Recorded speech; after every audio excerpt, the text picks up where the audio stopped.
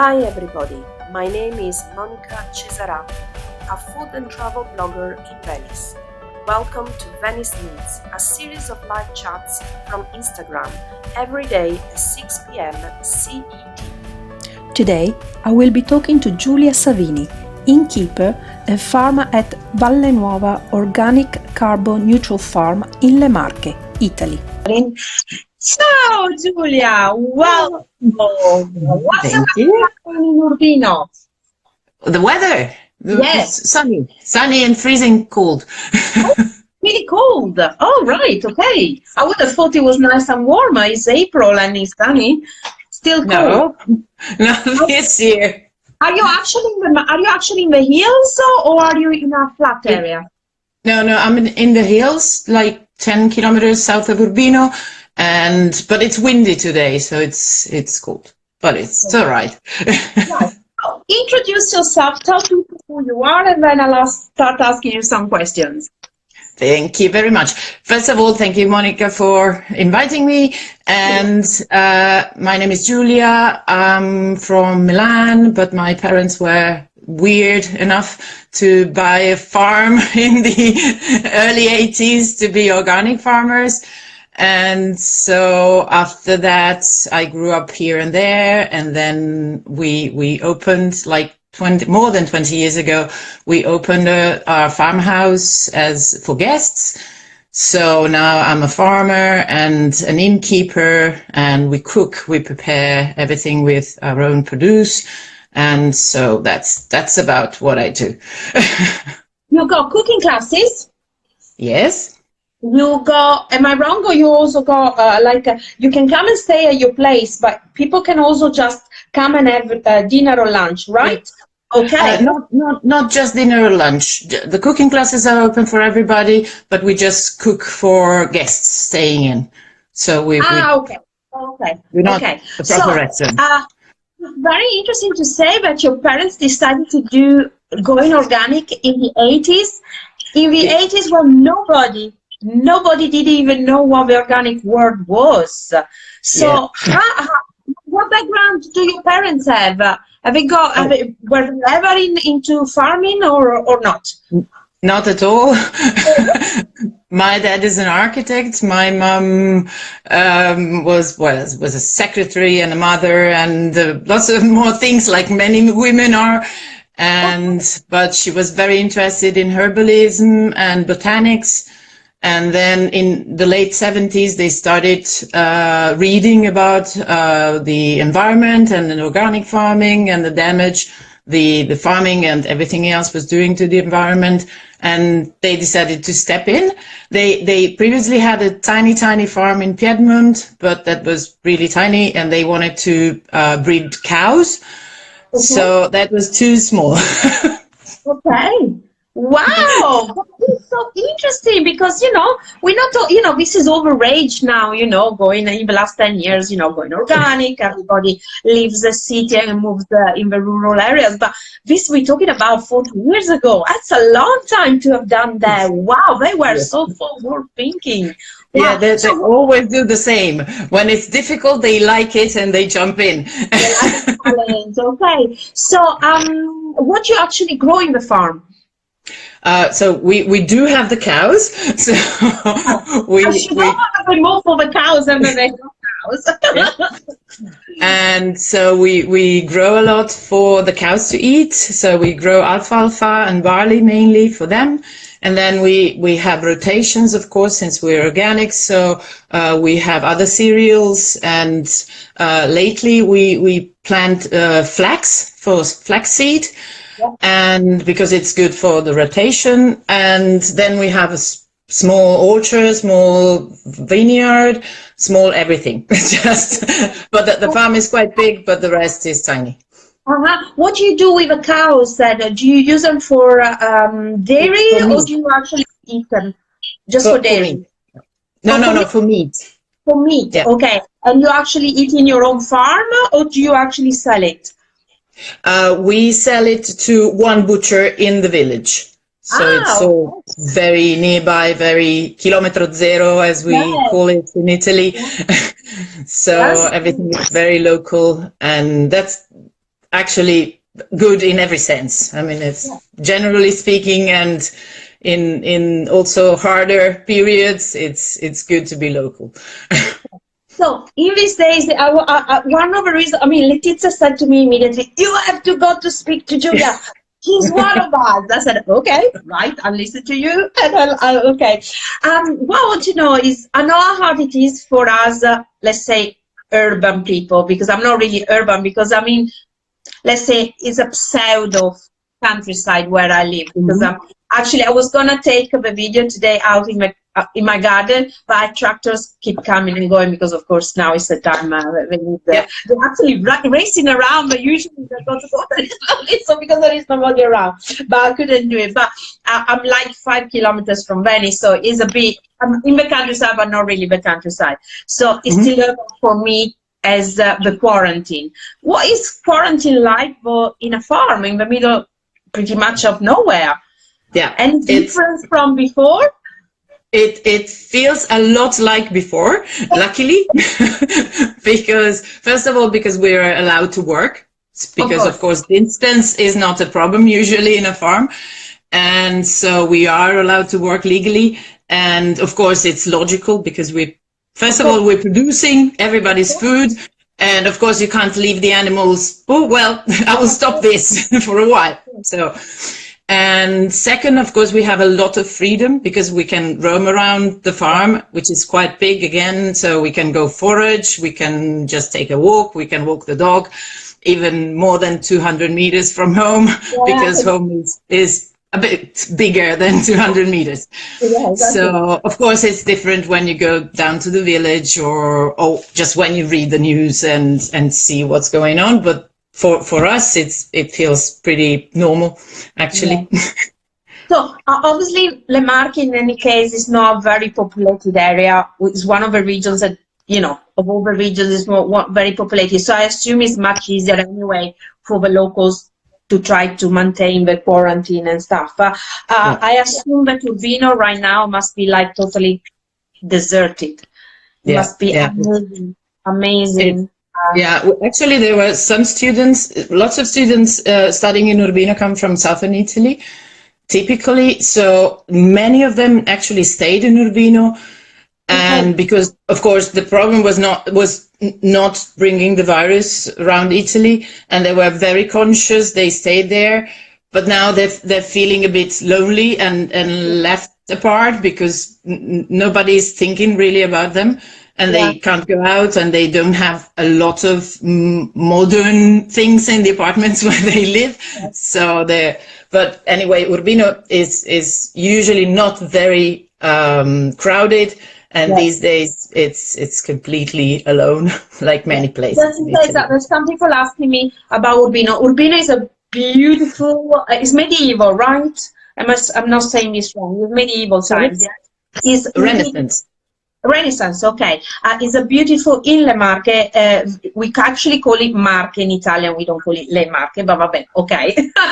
Yeah. Okay, and it's one of the most beautiful regions of Italy, and I think one of those regions that is still, it does have tourists, but it's not overrun by tourists. Yeah. Is that right? One of those absolutely. areas that should be discovered, really. It's fun because I think it was 2002, the New York Times wrote an article talking about Le Marche as the next Tuscany, as they always call every year they go place. Yeah, and every year there's a new next Tuscany, and 18 years have passed and nobody discovered Le Marche yet. Actually, 2020, we were one of the regions from the Lonely Planet, one of the regions to visit in 2020. Apparently, it's not going to happen a lot, but still. /1. Yeah, exactly. We hope they're pushing it a bit forward.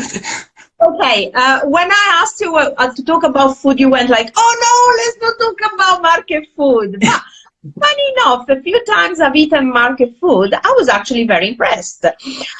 It's a mix though, because you're in the middle, one of the regions in the middle. So I assume you kind of have influence from Emilia-Romagna, you have from Abruzzo, maybe from Tuscany as well, Umbria and all of that. You kind of put everything together. Also because you're on the coast, so I assume like Emilia-Romagna, like Abruzzo, big difference if you're on the coast and you're fjord towards the center. Sorry about my geography. Urbino is towards the center, right? It's not. It's not. Or it's not. Yeah. No, okay. it's 40 kilometers from the coast. Okay.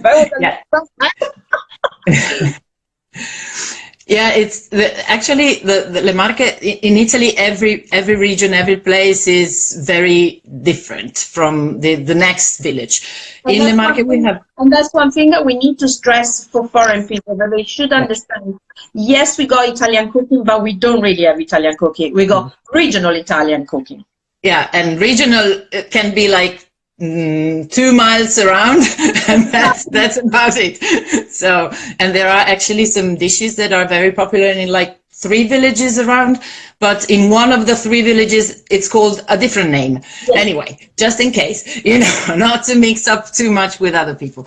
And actually, Le Marche, first of all, Le Marche is a plural. It's a plural region. It has a plural name because it's actually like a stripe along the Adriatic coast, and all the rivers cross from the Apennines to the sea. So it's much easier to travel from inland to the sea at any point than from north to south, because north to south means going up and down the hills all the way. So it is a lot more different, a lot more divided than many other regions. And then we have the sea at one side, the Apennines at the other. So we can't escape.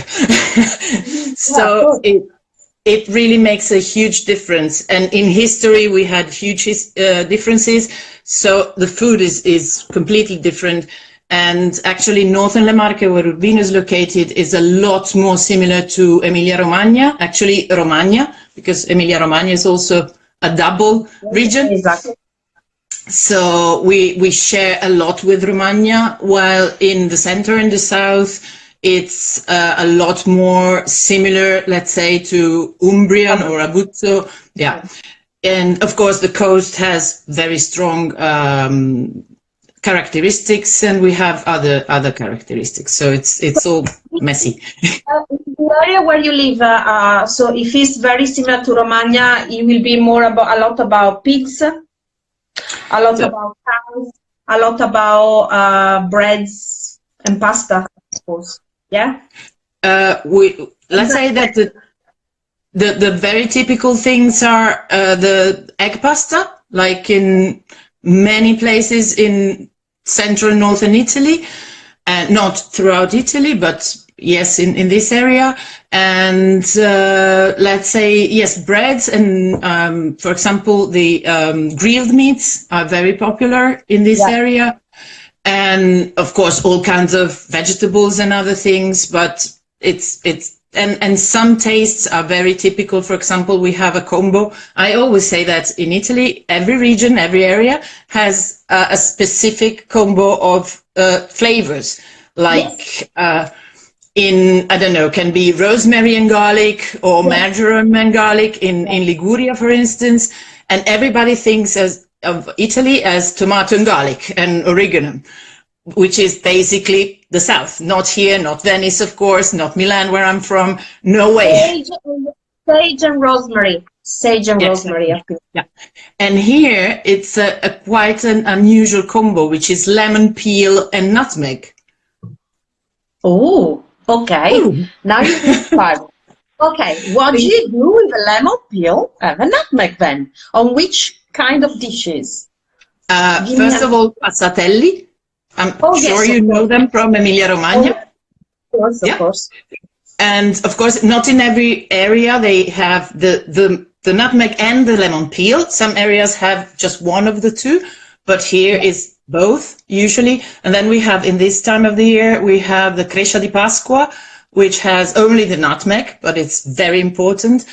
And there's fillings for pastas and for dishes that have those two mixed together, which makes an interesting mix. What's this Crescia di Pasqua? Crescia di Pasqua is also typical in southern Le Marche. In Umbria, they're called Pizza di Pasqua, Crescia di Pasqua, and many other names, of course, because sometimes we do the same, but we call it different. And it's a savory bread with lots of cheese and lots of eggs. Okay. And so I was reading something and I got like, and of course it's a typical Easter dish, and Easter dishes include eggs. Basically, right, because the hens go completely crazy in the spring and so overproduce, which is a problem we're having right now, because with an average of 8 eggs a day, we Whoa! Can't possibly. What do you do? You're selling them, I suppose. Can you sell them? Can you take them to neighbors and people are, oh no, they probably go their own anyway. Yeah, no, yeah, exactly. The neighbors, the people nearby, they have their own, and we can't go a lot further than that. So we freeze. I can send you delivery service. Yeah, exactly. Actually, I heard that there's an egg shortage somewhere, and I was like, okay, would you like mine, please? Yeah, of course. Yeah, what do you do with 8 eggs a day? You can't freeze them, really. You can't, oh my God. Well, yeah.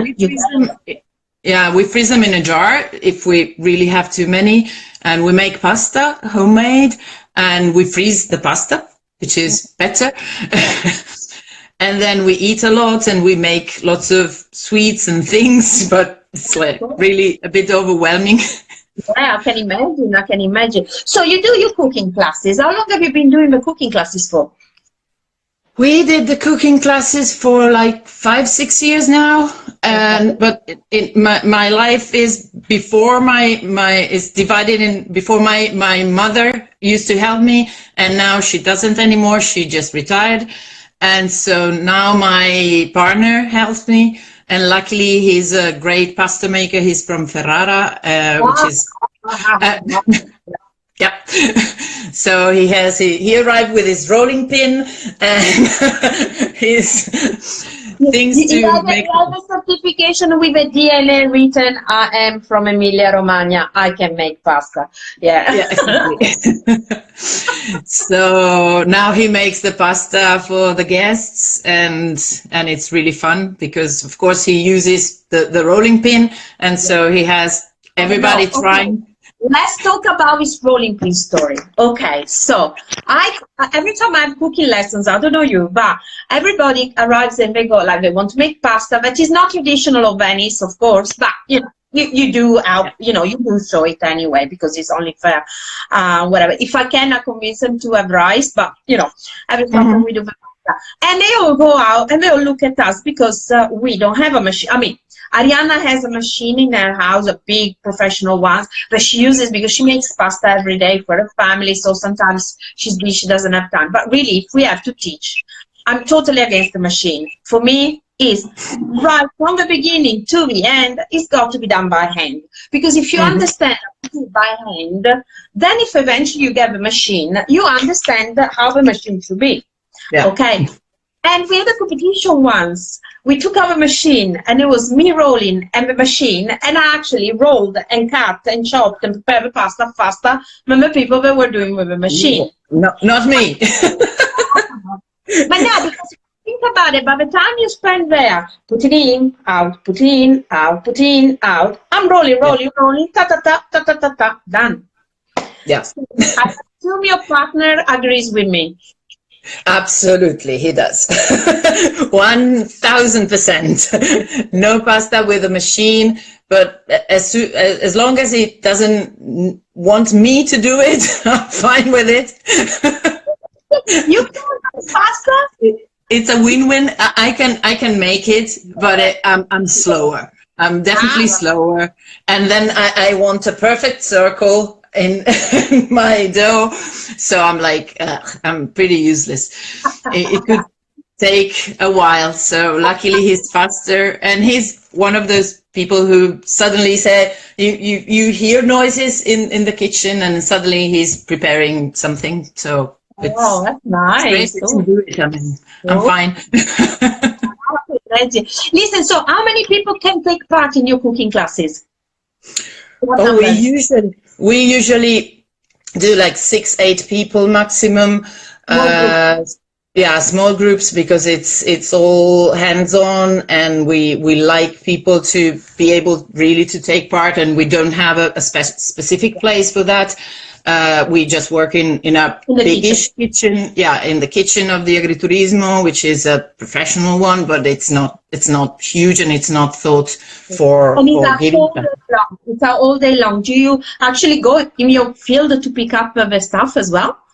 Yes, sometimes we do foraging before the class, which is quite fun, because there's lots of things. Well, foraging or just showing them what you can collect in the countryside, because of course in the middle of the summer it's not the best season. But for example, we always have wild fennel. Well, wild fennel and garlic is another Le Marche staple, another combo of flavors that is very, very typical.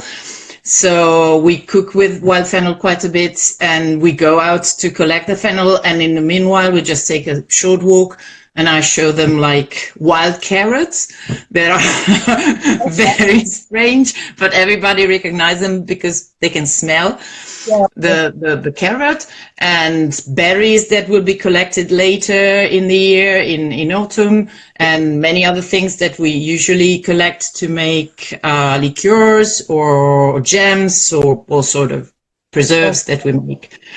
Oh, that's cool. I want to come now. Okay, so I assume like everybody, you had a lot of cancellations. Well, not cancellations. We had like 3 cancellations because people is waiting. Okay. And our season. A lot of people postponed. Yeah, actually they rebooked for next year, or they're waiting for later this year. Probably. Well, I'm afraid that this year will not happen, but we already have bookings for next year with dates and everything. So, that's nice. And it feels nice, you know, it feels like they really want to come. It's excellent, because that's what I keep telling everybody. You know, I keep receiving messages, oh, what can we do to help Italy? And I keep saying, stop wanting to send money, because that's not the solution. You don't know where to send the money. You might send it, and then you don't know if the money gets there. I say invest. So if you were planning to come, but you don't know when, book anyway with an open date. The person will take, you know, if you were going to go there anyway, they're there.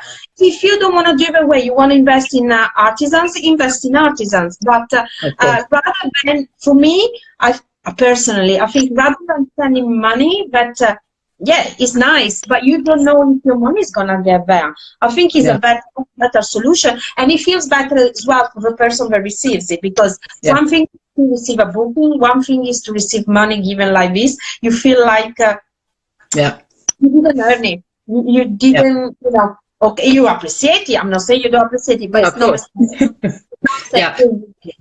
Actually, what we decided to do this week is that a couple of restaurants nearby are offering delivery for Easter, specifically for Easter. So we decided to have an Easter lunch that we wouldn't normally have. We would normally have it at home or whatever, and we decided to. And also one restaurant we really love. They're offering delivery for Easter breakfast, which is for you not so nice, because I assume you always have to get up early. Not in this case, but it's Easter breakfast. Julia, you're not up. As all the farmers I know are always up at 4 o'clock in the morning. Do you want to see my farm? Go on. Oh my God, that's beautiful. Oh wow. Okay, my class is running already. I'll be there in about 5 hours, I think. 6.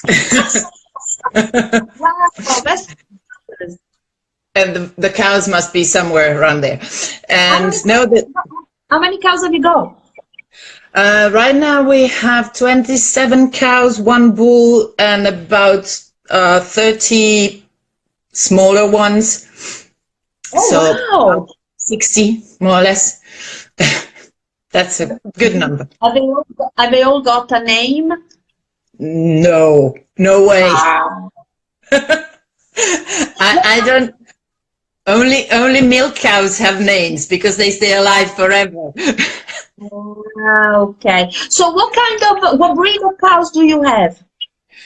We used to have mainly the local breed, which is the Marchigiana, and it's very similar to the Chianina and to the Romagna, the typical cows.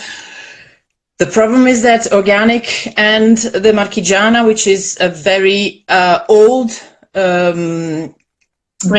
breed, but it's been just growing and reproducing itself in the fields for many years. They don't go well together because we can't overfeed them. Of course, we just oh geez. Somebody's shouting at the dog, I think. I hope. There's nothing worse than that. And so we prefer to have some French breeds that grow better and have a better life if they're left outside, for instance, as we do, because the Marchigiana to produce normally traditionally they were kept inside throughout the winter, tied with a rope, with a chain. So that's not very organic. That's not very organic. Exactly. So we have a mix of both breeds actually. Okay. But I was telling you about the breakfast. Oh yes, sorry about that. I interrupted you. Go on. Oh yes. no, you're welcome. No, it's weird because it's, of course, everybody thinks about Italian breakfast like cappuccino and cornetto. But of course, in the old days, I lived in England. For me, breakfast is totally a different thing. But yes, okay. Yeah. Yeah, but it's in the old times in the countryside mainly nobody had sweets for breakfast, and of course not cappuccino. And so the Easter breakfast is very special for Easter, but it's more similar to the traditional breakfasts in the countryside anyway. So it's crescia di Pasqua. It's the savory the bread I told you about. Yeah. And it's coradella di agnello, which is all the offal of the of the lamb. Okay. Cooked how? How they cooked? Like fried? No, they're like sautéed with herbs and white wine, just chopped together, and then it's stripes. Nice. In tomato sauce. Yes. Okay. So actually, you can't really have that at 6 in the morning. It's more like a brunch. Yes. Yeah. Actually, it was the breakfast in the Easter time. So it was not very early in the morning. And anyway, here the people used to wake up early, have just a little coffee or something, and then go to work, and then come back at 9, 10 more or less, and have the leftovers from last night's dinner. That was the normal breakfast and the normal timing. So strong breakfast was never at 6 in the morning. The Veneto region breakfast was milk and polenta. Yeah. I mean, I think the coffee and the cappuccino is something very new, and I think it is, let's say, maybe in the last 40 years, I would say, from the 70s, 80s, maybe, when, Italians start to become, let's say, wealthy. You're a person, you will go to work and you didn't have time to have breakfast at home, so you stop in a bar and you just get, a coffee and a cornetto. I think it's fairly newish because definitely. I mean, and I still don't do it that way anyway. I'd rather have a British breakfast, a proper English breakfast than an Italian. Fine. But I just don't have the time to do that. So also because or coradella. Sorry? Or coradella. No, no, okay, Renier, no, 11-ish, okay. Okay. Eggs. So I'll let you have some of my eggs. No worries. Yeah, okay. Listen, there is nothing like farm eggs. I'm sorry. The color, I bet they're orange, are they? They're not even yellow. Oh my God, I can just smell them from here. Listen, what kind of wines do you have in Marche? So there are a few whites that are very typical of Le Marche and not very typical in other regions, or not typical at all. Here it's Bianchello. What happens in Le Marche is that we're not very good at naming the wines. So we have both the Bianchello and the Verdicchio. There is a whitey and a green. Just, you know. So you tend to leave a name of a grape, don't you? Yes. Okay. Generally speaking, but in Le Marche, the reds, for instance, apart from some there are specific, like La Prima di Morro d'Alba and Vernaccia. Fantastic wines, by the way. Yeah. Okay. And the rest are a bit of a mixture between the two cultural areas that we have, north and south, and it's the same in the wines. So you have Sangiovese, okay. And Montepulciano. Of course, yeah. So the Sangiovese comes from Romagna, let's say, the Montepulciano comes from Abruzzi, and we have a lot of mixes of those two grapes in between. So Rosso Piceno, Rosso Conero, they're not called after the grapes, because they are mixes of Montepulciano and Sangiovese, basically. Then it's a lot more complicated than that, but just to give you an idea. Typical wine from Urbino? I would say it's either Sangiovese or the typical white is the Bianchello del Metauro, which is just typical in a very tiny area from, let's say, here where I am, following the Metauro River down to Fano, to the coast. Is it DOCG or DOC? DOC. DOC. Yeah. Nice. Ooh, I could try it. Yeah. And sweet wines? Do you have sweet wines as well? They make a lot of Vinsanto without the name of it, the Passito, but there's nothing really typical. It's more like, actually, the serious winemaking in Le Marche is quite new, because before that, the farms, the typical Le Marche farm wine. It was farm wine. Exactly. And the typical farm had some animals, some wheat, and some grapes. So nobody was a winery. Yes. Wineries didn't exist. They just produced for themselves. Yeah, it was house wine, farm wine. Exactly. Yeah. And then in the market, a little bit to the village just to keep them happy. And of course. Exactly. And in the market probably lasted a bit more than in other regions. And so it's a pretty new world. Well, new, many, not that new, but. How many rooms have you got in your farmhouse?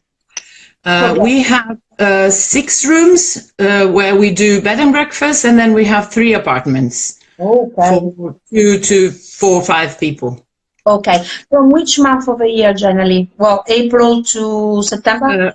April to the end of October, because even if it's not very well known outside Italy and not even inside Italy, we're a very big truffle area. So there's white truffle in Acqualagna, and Acqualagna is just the next door. Don't tell me, I had the opportunity to try some of it in January here in Venice. Mm-hmm. There was, oh my God, TNT, I think I called TNT. Yeah. Oh my God. Oh, wow. Amazing. Yeah. Amazing. Really, really nice. You've got some good. Listen, if somebody decided to come to Marche, first of all, minimum, how many days should he stay? Oh, a lifetime. First time. Okay, a bit shorter. Actually, when people want to visit Le Marche in general, I usually suggest a couple of locations, one now north and one south, or in the center, because as we were saying before, it's difficult to travel north to south. So if you stay in just one area, you wouldn't be able, unless you travel like 2 hours or 2 hours and a half, to visit many places. Well, you visit many places within a limited area, but you can't go to Macerata from here or to Ascoli Piceno in a day because it's too long. Okay. So that's usually what I suggest. So it's like 1 week here, 1 week in the south is a good timing. So, also because so which kind of itinerary would you suggest? Which city, let's say, should be a must? So, but if you go to Marche, you cannot miss these kind of locations. This is one of the biggest problems Le Marche has, because we have very tiny places. Okay. So there's many places you can't miss, but none of those would make a huge location for holidays, a huge reclaim. But but you can pick one. You can have like one base, and from there go to different ones. That's what I meant. So what would you suggest? So of course Urbino. Yes. Which is you were saying before, Urbino is from the medieval times, no, the Renaissance. Actually, the palace in Urbino is the first palace built as such. It's a place where the Dukes of Urbino lived. It's not a castle. It's not a place to protect yourself from the enemies. It's a home. Like in Venice, yes. Yeah. So, and it was one of the first places built as homes. So it's let's say the beginning of the Renaissance in architecture, in a way. So Urbino is super important. There's nearby we have the Fulo Gorge, which is an amazing place, which is of course a gorge, and there's a beautiful river. There's a tunnel built by the Romans because we had the Via Flaminia coming this way. So it was the way the Romans went to the Adriatic to get the salt, basically. That was very important back then. Of course. So they did a tunnel in the mountain to be able to cross. And it's a very spectacular place. The Frasassi Caves, if you like that kind of thing, is one of the biggest caves in Italy and in Europe. And then in the south, Ascoli Piceno is absolutely amazing, with one of the most beautiful piazzas in Le Marche and in Italy. And the Conero is a beautiful coastal area. And usually the Adriatic has sandy beaches and very flat coast. They're still very similar to the beaches in Romagna, yes? Exactly. While both between Emilia-Romagna and Le Marche, and then in the Conero near Ancona, we have two places. There are actually natural parks that have cliffs. So the villages are up on the top, and the views are quite dramatic, and there are tiny beaches down at the bottom, and it's completely different from anything you can see in the Adriatic until you get to Puglia, to the Gargano area. So that, and of course the Macerata. Well, I could go on forever. Stop me. I'm in shock because that's what I'm saying. There is a new. If I was asking you, things will come out. It's amazing that it is such a beautiful region, but it's not so visited. Is that because maybe also the region has I don't know, marketed themselves in the right way yet, or I don't know. It hasn't marketed itself at all. Well, okay, all right, okay. No, it's very way. Yeah. Le Marche has a very strong economy that is based on small industry. So we produce, for example, in Le Marche, we produce lots of shoes. Shoes like Della Valle are produced in Le Marche, and in Pesaro they produce kitchen furniture and other kinds of furniture. Oops. something is blocked. No, you're oh, yes, you blocked now, but you weren't before. You just blocked yourself. Yes, you'll be back in a second. I know you will. I hope. Because this conversation was so cool. Yeah, you will be back in a minute. Let's hope. Have I lost you? Ay, ay, ay. Let's, I'll disconnect you once. Okay, let's have a look if we can get her again.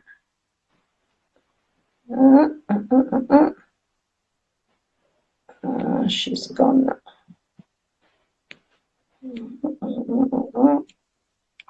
Let's have a look if we can find her again. Sorry about this, guys, but unfortunately, you know what it's like with internet. It comes and goes. Okay, here I am. Yeah, you blocked, so I disconnected you. It was easier to do it that way. Sorry, you were saying about Pesaro. Yes, they produce kitchen furniture and other kinds of furniture. So really the economy is very strong, even if you don't notice, because it's not a region where you come and you see the factories, because it's all very spread around and very tiny. But the economy is not based on tourism. Historically, it's not. And if it is, it was the coastal tourism for the beaches and families going to the beach, etc. So, and the tourism as we know it is very new. And also the other thing about Le Marche is that we don't have a lot of public transport. It's again, it's difficult to move around. We have a couple of train lines, but then if somebody comes by plane, where does he have to travel to? From Europe, Ancona is quite easy. Or Bologna, which is just 2 hours away from here. Of course, Perugia, if you go to the central part of Le Marche or the south, also Perugia is easy. But then the way to visit Le Marche is renting a car for 2 reasons. One, because public transport is not good, and second, because you really need to see every single village and every place, because at every bend there's a little church with a treasure, so you would miss a lot. Mean also a better type of tourism, because of course then you don't have big coaches, you don't have a big one-day travelers who have come to your region, has decided to come to you as planned, because of course you need to come with a plan, so they obviously have an itinerary and they did a research. So this actually is the type of tourism everybody wants, because it's tourism. So that's good. And another thing is, because you're not self-centered only on tourism, it means once this quarantine will go out, you should just start again pretty soon, because if you're based on industry and not hopefully you know, so we are moving to the market. I'm definitely coming over there. Right. What is, you know, did you have big damages with the big earthquake of L'Aquila? Did you have any effects, or did you actually manage to escape? Not here. No, we're too far away. We're further north. What we had in 2012, I don't know if you remember, it was a massive snowfall, like 3 meters something, which is like 12 feet, more or less, which is a lot of snow. That's quarantine for you. That's quarantine. Yes, exactly. It was shorter, but very white. And nobody remembers it, and also because it looks a lot prettier. The snow looks nicer than an earthquake, of course, but it was terrible. And it looks good, but it's not good when you are on the inside, that you open your doors and all you see is just no, just the beam. Also with the cows, how did you do that? I mean, actually, the roof of our cow shed collapsed. But the cows were outside. But of course they were outside, not directly in the snow, because we have some sheds, and amazingly enough the sheds kept standing while the proper roof didn't, basically because it was easier for the snow to just come down. And so it was very long, it was very painful, it was very expensive. Nobody was hurt, but it was really terrible. But the poor cows were in the cold, the poor things. That must have been, oh, wow. Oh, unbelievable. You know, it happens here, you think, oh, yeah, all right, it's a little bit of snow. But when it happens at that level in a farm, you know, you have all your animals, you have to, and you can't get to the animals. You easily forget that, you know, as you say, it's pretty cheap. Yeah. And then you can drive, you know, I can imagine, whoa. Must have been, okay. But no earthquake. No, I was wondering because I know I have friends in Marche that actually were damaged quite badly. So I was wondering how you want to view. So what are your plans for your Easter menu apart from your Easter breakfast? Again, we're gonna be ordering from a restaurant then. Have you already an idea? Yeah, they have a fixed menu, and so it will be Crescia di Pasqua again, Coradella again.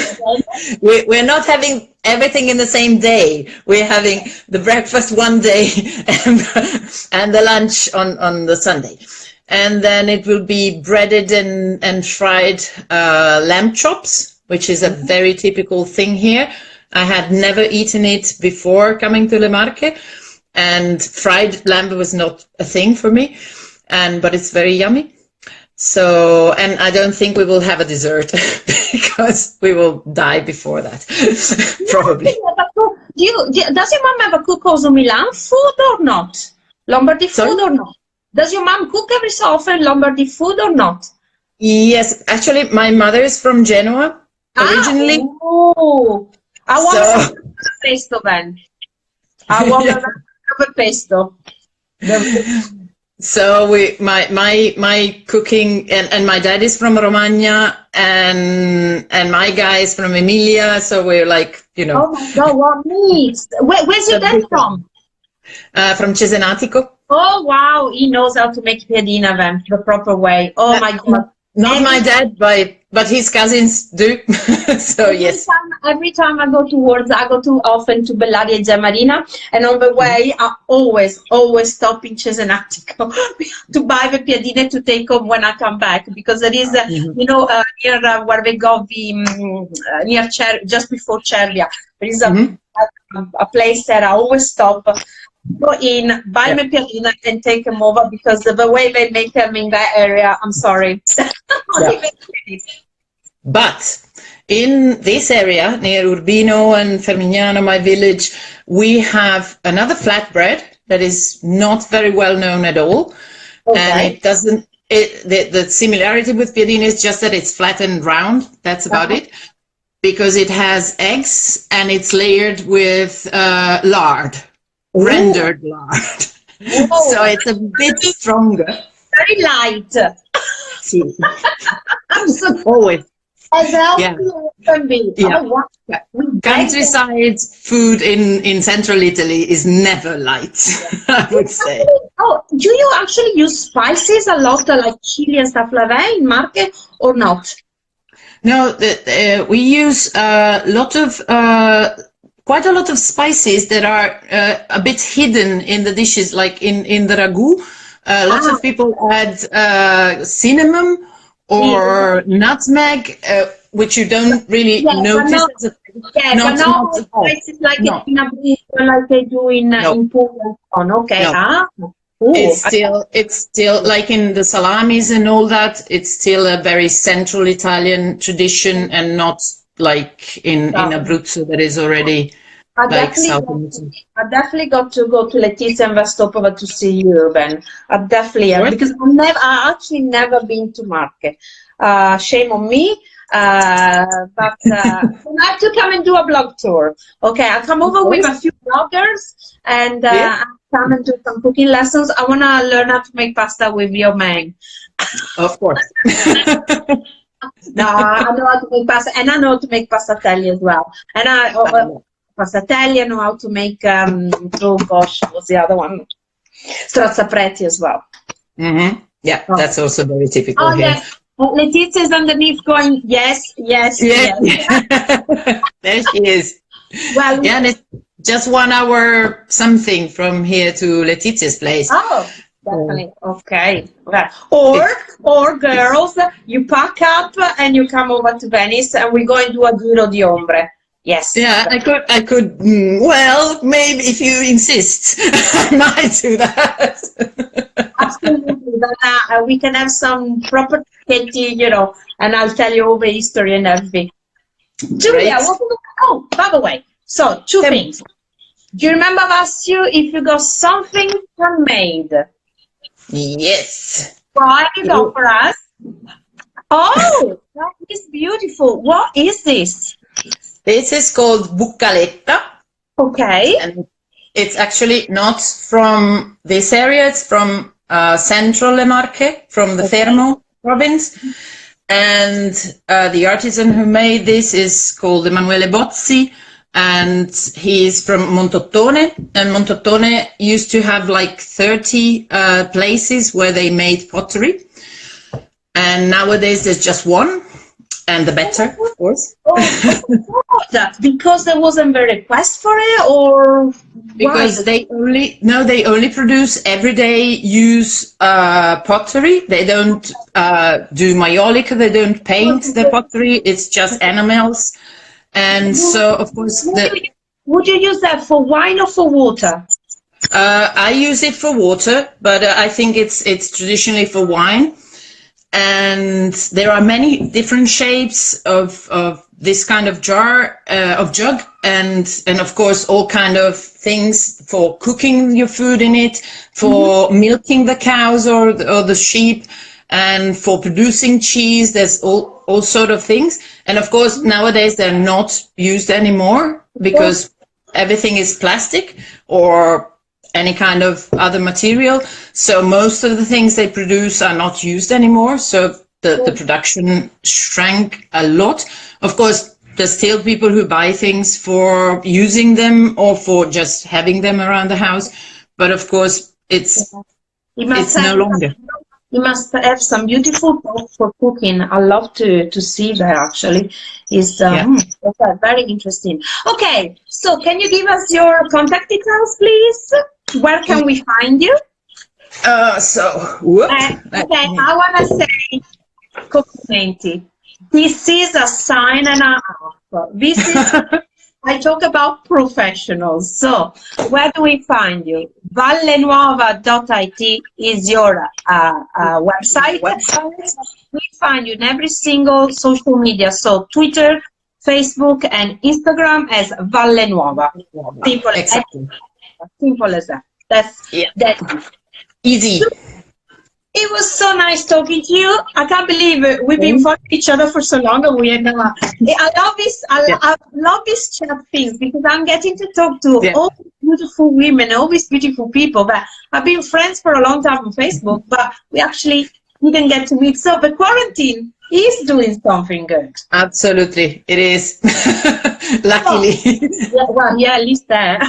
Okay, listen, I hope to see you over here in Venice or me there in Urbino, because I've never been to Urbino. So, have you been to Venice before? Yes. Okay, so I need to come to Urbino. Too long ago, last time, but yes. Well, I think Venice, hopefully, I sincerely hope Venice will change after this. Fingers crossed, let's hope. Listen, have a lovely Easter and have a great time. And thank you so much, guys. Book your holiday. Thank you very much. As soon as this is finished, this is the time to go to the market. Ciao. Thank you very much. And happy belated birthday. Oh, thank you. Thank you. Ciao.